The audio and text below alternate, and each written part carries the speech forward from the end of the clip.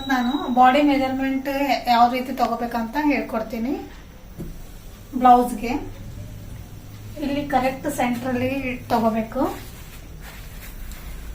Length ಇಲ್ಲಿವರೆಗೆ, ಕೆಲವೊಬ್ರು 14, ಕೆಲವೊಬ್ರು ಮೇಲೆ ಅಂದರೆ 13.5 ತಗೋಬಹುದು.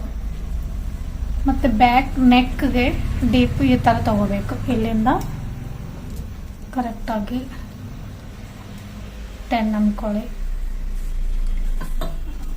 ಮತ್ತು ಶೋಲ್ಡರು ಕರೆಕ್ಟ್ ಇಲ್ಲಿ ಬೋದು ಸೆಂಟ್ರಲ್ಲಿಂದ ಈ ಸೆಂಟ್ರಿಗೆ ಕರೆಕ್ಟಾಗಿ 15.5 ಬರುತ್ತೆ. ಇವಾಗ ಫ್ರಂಟ್ ನೆಕ್ ತಗೋಬೇಕು. ಫ್ರಂಟ್ ಇಲ್ಲಿ ಸೆಂಟರಿಂದ ಇಲ್ಲಿವರೆಗೆ ನಿಮ್ಗೆ ಎಷ್ಟು ಲೆಂತ್ ಬೇಕು ಅಷ್ಟು ತಗೋಬೇಕು. ಕ್ರಾಸ್ 8, ಕೆಲವೊಬ್ಬರಿಗೆ 7.5 ಸಾಕು, ಅವ್ರವ್ರ ಪ್ರಕಾರ ತಗೋಬಹುದು. ಫ್ರಂಟ್ ಲೆಂತ್ ಈ ಥರ ತಗೋಬೇಕು. ಬ್ಯಾಗ್ಗಿಂತ ಸ್ವಲ್ಪ ಜಾಸ್ತಿ ಬರುತ್ತೆ ಫ್ರಂಟ್ ಲೆಂತ್. ಆಮೇಲೆ 10 ಆರ್ಮೋಲ್ ರೌಂಡ್ ತಗೊಳ್ಳೋದಂದ್ರೆ ಕರೆಕ್ಟ್ ಇಲ್ಲಿಂದ ತಗೋಬೇಕು. ಈ ಥರ ಬಾಡಿಗಾದರೆ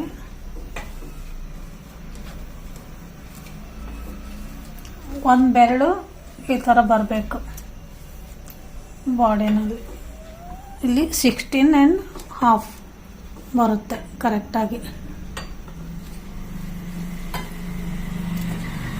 ಫ್ರಂಟ್ ಲೆಂತ್ ತಗೊಂಡಾಗ ಡಾಟ್ ಪಾಯಿಂಟು ಕರೆಕ್ಟಾಗಿ ನೋಡ್ಕೋಬೇಕು. ಪ್ರಿನ್ಸೆಸ್ ಕಟ್ಟು 4 ಟೆಕ್ಸು ಯಾವುದೇ ಆಗಲಿ ಕರೆಕ್ಟ್ ಇಲ್ಲಿ ಪಾಯಿಂಟ್ ನೋಡ್ಕೊಂಡಿರ್ಬೇಕು, ಅಲ್ಲಿಗೆ ಟೆಕ್ಸ್ ಬರಬೇಕು. ಮತ್ತು ಫುಲ್ ಬಾಡಿ ಮೆಜರ್ಮೆಂಟು ಇಲ್ಲಿ ಅಪ್ಪರ್ ಚೆಸ್ಟ್ ತಗೋಬೇಕು.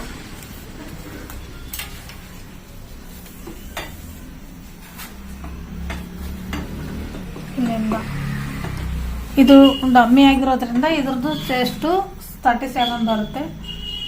ಇದು 36.5 ಇದೆ ಸೈಜು.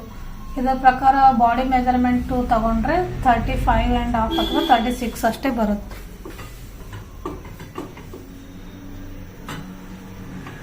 ಇದು ಚೆಸ್ಟು, ಸೆಂಟರ್ ಚೆಸ್ಟು 36.5. ವೇಸ್ಟ್ ಕರೆಕ್ಟಾಗಿ ನಿಮ್ಗೆ ಎಷ್ಟು ಲೆಂತ್ ಬೇಕೋ ಅದ್ರ ಪ್ರಕಾರ ತಗೋಬೇಕು.